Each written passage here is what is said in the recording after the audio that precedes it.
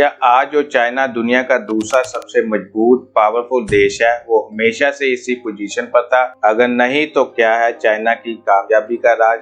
आखिर कैसे आज से 30 से 40 साल पहले भारत की बराबरी पर खड़ा चाइना बना सुपर पावर? आखिर क्यों चाइना में इन्वेस्ट करने वाली कंपनियों ने वापस लिए अपने पैर? अगर आप भी जानना चाहते हैं गरीब चाइना से अमीर चाइना बनने तक के सफर के बारे में, तो वीडियो में लास्ट तक बने रहें। 9.597 मिलियन स्क्वायर किलोमीटर जितने विशाल एरिया के साथ चाइना आज दुनिया में तीसरे नंबर पर आता है, जबकि 142.53 करोड़ जितने आबादी के साथ दुनिया का दूसरा सबसे ज्यादा आबादी वाला देश कहलाता है। जबकि 19,374 बिलियन यूएस डॉलर की इकोनॉमी के साथ आज दुनिया की दूसरे सबसे बड़ी इकोनॉमी होने का गर्व भी चाइना को ही प्राप्त है। इवन एक्सपर्ट की माने तो 2025-2026 के अराउंड यही चाइना यूएस को भी इकोनॉमी के मामले में पीछे छोड़ देगा। चाइना को एक मिनट के लिए साइड करे तो भारत के लिए आपने अक्सर ये बात सुनी होगी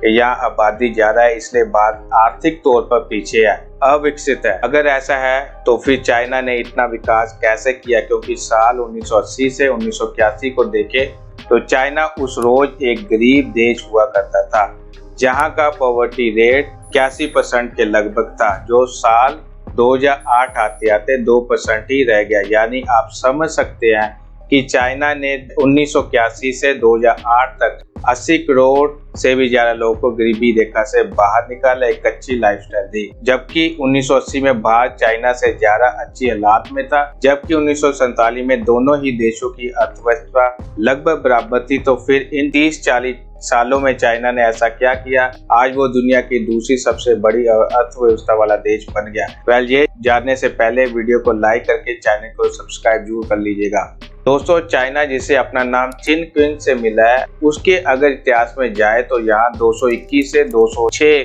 बीसी में क्विन डायनेस्टी का राजपाट हुआ करता था। आज आप और हम भले ही चाइना को चाइनीज कहते हैं, लेकिन वहाँ के लोग अपने देश को जोंगगू, इसका मतलब होता है मिडिल किंगडम। 1900 शताब्दी तक चाइना वर्तमान की ही तरह एक कामयाब, सक्सेसफुल और आर्थिक तौर पर काफी मजबूत देश हुआ करता था, क्योंकि ये दौर था जब चाइना की अर्थव्यवस्था small scale cottage industry and agriculture पर निर्भर हुआ करती थी, जिसके मॉडर्नाइजेशन और इंडस्ट्रियलाइजेशन का जिम्मा उठाया शाही सरकार ने।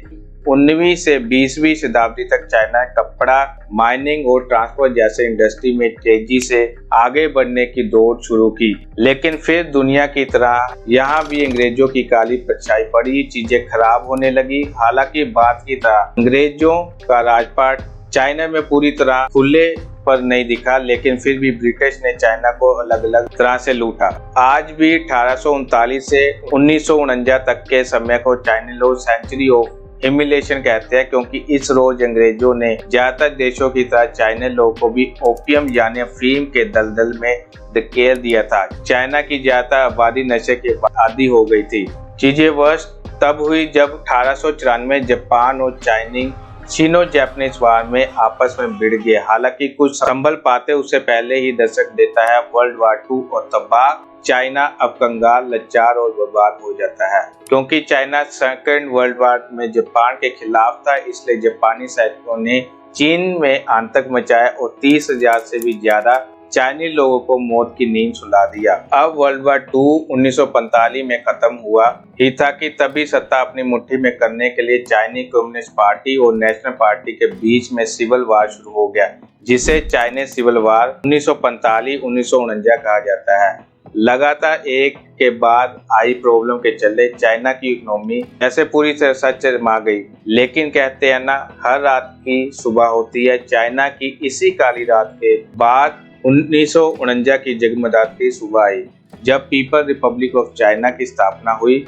और सत्ता माओ टी टंग के हाथों में आई। माओ पूंजीवादी कैपिटलिज्म के विरोध में थे। उस वक्त तक चीन में अर्थव्यवस्था एग्रीकल्चर पर डिपेंड थी, लेकिन फसलों, जमीन और खेती के हालात बहुत खराब थे। इसलिए माओ चाइना को इकोनॉमिकली मजबूत बनाना चाहते थे। इसलिए 1950 के दक्षिण में उन्होंने द ग्रेट लीप फॉरवर्ड के रूप में एक नई पॉलिसी पेश की। सबसे पहले सरकार ने एग्रीकल्चर का कलेक्टिवेशन और लैंड रीडिस्ट्रीब्यूशन किया। और इंडस्ट्री की तरफ भी ध्यान दिया।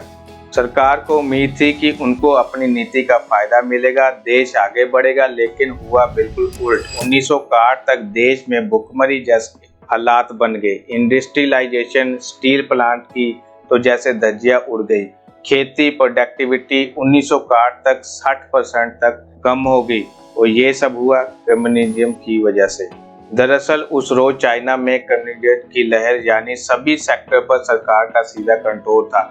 सरकार ने बेशक कई किसानों को एक ही जमीन पर खेती करने के लिए कहा हो, लेकिन इस खेती का कोई फायदा नहीं हुआ, क्योंकि लोग जानते थे कि बाद में उन्हें फसल देनी सरकार को ही है। सरकार भी इस बात को समझ चुकी थी। इस तरह चाइना को एक सक्सेसफुल देश बनाना पॉसिबल नहीं है, क्योंकि इस बीच 1966 की कल्चरल रेवोल्यूशन, जिसका नाम भले ही संस्कृत से जुड़ा हुआ है, लेकिन मकसद था माओ के खिलाफ आवाज उठाने वाले या कुछ भी बोलने वाले लोग को दबा देना, उनकी आवाज को चुप करवा देना। इससे रेवोल्यूशन का फायदा तो कुछ नहीं हुआ, बल्कि चाइना ने 30 मिलियन के लगभग लोगों को खो दिया। लेकिन इस सब का अंत आखिर साल 1976 में हो ही गया, जब 27 साल तक चाइना को आबाद करने की चाह में माओ ने और बर्बाद कर मिलियंस ऑफ लोग की मौत का कारण बनकर अपनी अंतिम सांस ली। माओ की मौत के बाद चाइना की पावर हाथ आई डेंग शाओपिंग के, जो ये समझ गए थे कि माओ के जैसा कुछ किया तो चाइना आगे नहीं बढ़ेगा। इसलिए साल 1978 के बीच कम्युनिस्ट पार्टी के मुखिया डे शाओपिंग एक नई सोच के साथ आए और उन्होंने आर्थिक क्रांति की शुरुआत की। साल 1978 से 79 के बीच चीन के मार्केट दुनिया भर के लिए खोल दिया है। साथ ही दुनिया से जो रिश्ते चाइना के बिगड़े पड़े थे उन्हें भी सुधारना शुरू कर दिया। चीन की कोशिश के चलते 1979 में चाइना और अमेरिका के बीच अच्छे रिश्ते हुए और बाहरी कंपनियों को चाइना में इन्वेस्टमेंट का जब मौका मिला तो अमेरिकन कंपनी ने भी चाइना में इन्वेस्ट करना शुरू किया। लेकिन ऐसा तो था नहीं कि विदेशी कंपनी को इनवाइट कर लिया और हो गया काम, बल्कि इसके लिए जगह और लेबर की भी जरूरत थी। इसलिए चाइना, जिसके पास जगह की कमी नहीं थी, उसने अपने लोग को स्किल्ड करने पर ध्यान दिया, एजुकेशन पर ध्यान दिया, ताकि कंपनियों को रोजगार के लिए बाहरी लोगों को चाइना में ना लाना पड़े। इसके अलावा चाइना में किसी भी कंपनी को बिजनेस करना इसलिए भी आसान था क्योंकि वहाँ लेबर, जमीन और किराया तीनों ही कम थे। हर चीज सस्ती थी, इसलिए देखते ही देखते कई देशों की कंपनियों ने चाइनीज मार्केट में अपना इंटरेस्ट दिखाया। चाइना की इकोनॉमी फाइनली आगे बढ़ने लगी। लेकिन यहाँ चाइना ने एक और माइंड गेम खेला। उसने डायरेक्टली चाइनीज मार्केट को खोलने की जगह कुछ रूल्स एंड रेगुलेशन के साथ खोला। जैसे एग्रीकल्चर में चाइनीज गवर्नमेंट ने किसानों से कहा कि सरकार अब भी उनकी फसल को खरीदेगी, लेकिन हाँ, अगर किसानों के पास ज्यादा फसल है, ज्यादा अनाज है, तो वो चाहे तो विदेशी कंपनियों को मोटे मुनाफे में अपनी फसल बेच सकते हैं। जबकि प्राइवेट कंपनी को लेकर लैंड इक्वलाइजेशन सिस्टम लॉन्च किया गया, जिसके मुताबिक कोई भी कंपनी या सरकार या लोग चाइनीज में जमीन नहीं खरीद सकते हैं, बल्कि ये हक सिर्फ चाइनीज सरकार के पास ही होगा। लेकिन हाँ, सरकार 70 से 90 साल के लिए जमीन लीज पर देगी, जिस पर आप चाहे तो खेती कर सकते हैं, चाहे तो बिजनेस, फैक्ट्री, कंपनी खड़ी कर सकते हैं या सिंपल घर बनाकर रह सकते हैं। इससे हुआ ये कि कोई भी कंपनी चाहे कितनी भी बड़ी क्यों ना हो जाए, वो रहेगी सरकार की जेब में ही। लेकिन यहाँ सरकार ने भी पैसे का मिसयूज नहीं किया, बल्कि उसे चाइना को और मजबूत बनाने के लिए खर्च किए। चाइनीज सरकार जानती थी कि इंफ्रास्ट्रक्चर मजबूत नहीं होगा तब तक चाइना विकास नहीं कर सकता। इसलिए सरकार ने 2 से 5% जो वहां के लोग टैक्स देते थे, उससे सड़कों, बिल्डिंगों का निर्माण करवाना शुरू किया। इस तरह बाहरी कंपनी ने चाइना में इन्वेस्ट करने में इंटरेस्ट दिखाया और 1980 से 1990 के दशक में चाइना ने मैन्युफैक्चरिंग सेक्टर में भी खूब इन्वेस्ट किया। शुरुआत में बल्ब, खिलौने, बैटरी जैसे लो एंड प्रोडक्ट बनाए गए, लेकिन फिर यही प्रोडक्ट इलेक्ट्रिक सामान जैसे TV, fridge, cooler, AC, refrigerator, motor vehicle के रूप में बड़े हो गए। वही मोबाइल फोन, वो भी सस्ते फोन के मामले में तो चाइना की वीवो, शाओमी जैसे कंपनी को आप जानते ही है। धीरे धीरे हर छोटी बड़ी चीज का प्रोडक्शन चाइना में होने लगा। चाइना को दुनिया की फैक्ट्री कहने जाने लगा। ये सम्मान पूरी दुनिया में एक्सपोर्ट होने लगे और देखते ही देखते चाइना की अर्थव्यवस्था 7वें स्थान पर पहुंच गई।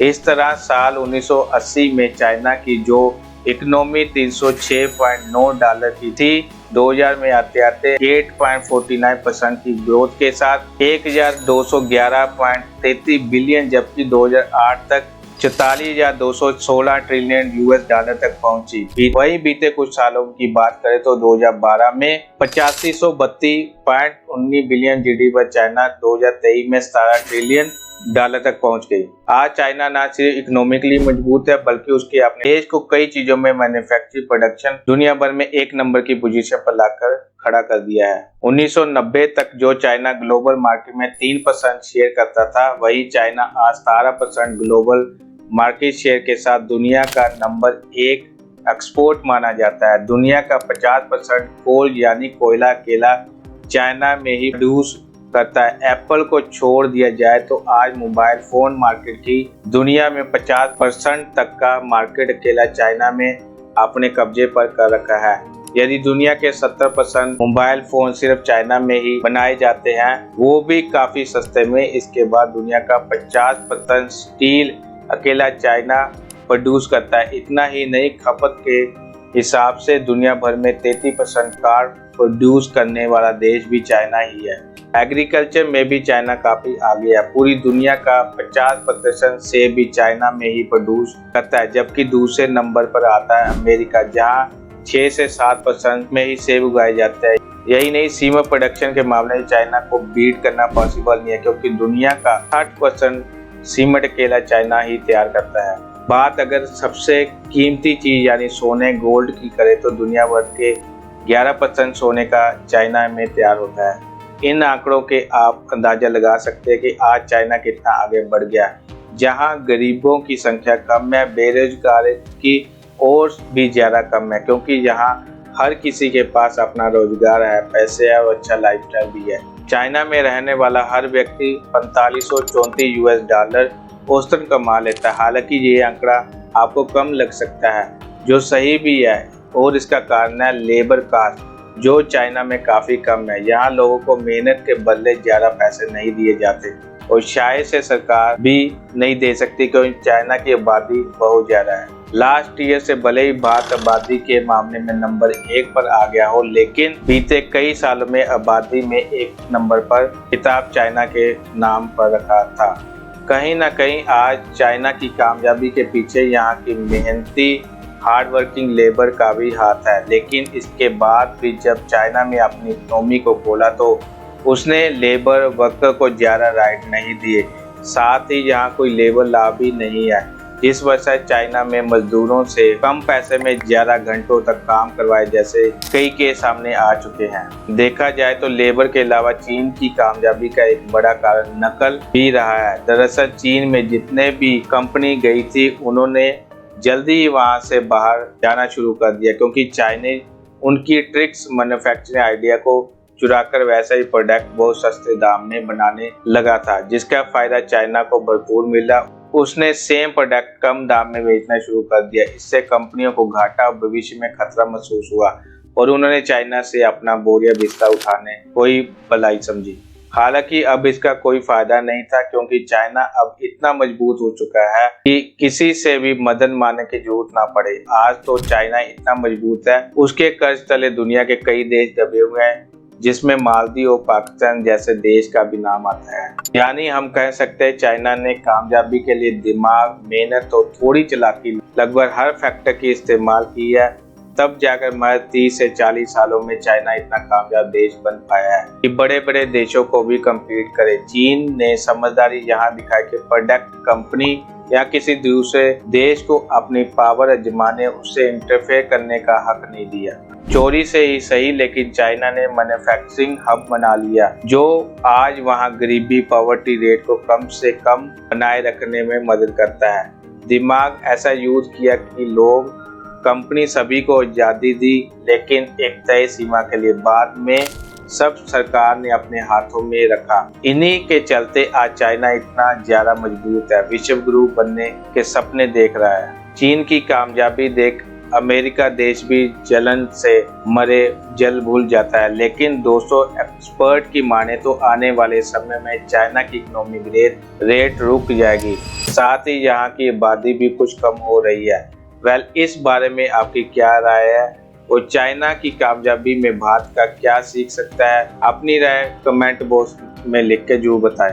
वीडियो पसंद आई तो लाइक शेयर करके चैनल को सब्सक्राइब कर ले और बेल आइकन प्रेस करना न भूलें। तो बिना देर किए मिलते हैं अगली वीडियो में, तब तक के लिए बाय बाय, टेक केयर।